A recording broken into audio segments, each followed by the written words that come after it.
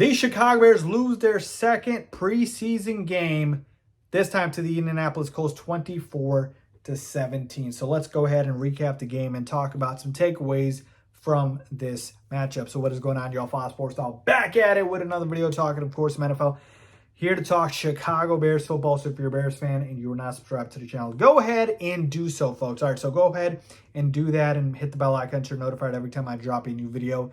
As far as this game, remember, we are not focusing at all on the final score. I don't care who won or lost, all right? I know a lot of people like to have those perfect preseason, outcomes, if you will, like go 3-0, but I don't care. The Bears lost today. It is what it is. I'm looking for takeaways, right? I'm looking for things that we can look at and pull out. And in this game, it was actually very tough to do so because a lot of guys sat out. A lot of guys, okay? So there was not much I could really look at this game and say, oh yeah, I can pull this away, I can pull that away. This guy's making the roster, that guy's making the roster, that guy's getting cut. Like, a lot of these guys were back end of the roster guys, all right? Which typically, again, is the case, but at least you have some starters playing. Well, none of the starters play, we know that, and I'm totally fine with that. In fact, I wanted that to happen. But let's start with the quarterback position, okay? Obviously, no Justin Fields today, so we had the three quarterbacks play: P.J. Walker, Tyson Bagent, and Nathan Peterman. I'm here to tell you my one and only takeaway from this game, or my one big main takeaway from this game: Tyson Bagent deserves a roster spot. Yep, I said it. This kid, man, he can play, all right? And I know P.J. Walker is supposed to be our backup, but P.J. Walker has looked horrid. He's looked horrid all throughout training camp, and he's looked bad during preseason as well. Today, 1 for 4 for 6 yards. Like, I know he only threw 4 passes, but I'm telling you, Tyson came in the game, 9 for 10 for 76 yards, and ran in for a score. But I got to tell you, folks, this kid is poised. This kid, has good pocket presence. He's decisive. He's accurate. Like, to me, right now, if you ask me, hey, you got to play a quarterback when Justin Fields is out, or if Justin Fields is out, are you playing P.J. Walker? Are you playing Tyson Bagent? Are you playing Nathan Peterman? I'm playing Tyson Bagent. He's just looked to me like the best quarterback out of the three.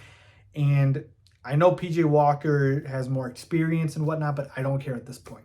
And if you let Tyson Bagent go, another team's going to scoop him up. They're going to scoop him up off the waivers or put him on their practice squad. You can't do that. I think this kid has some talent, and backup quarterback matters, folks. It matters. If Fields is out for a game or two, that's a big deal, right? Because every game matters. And so to me, I think my big takeaway was I really saw some poise from this kid, and I think he can play. So Tyson Bagent, I need him on the roster. I know it's hard to carry 3 quarterbacks, but it could be potential for that happening. A couple other things to call out here. Dory's Fountain had a fantastic game, wide receiver, 5 catches for 85 yards and a touchdown.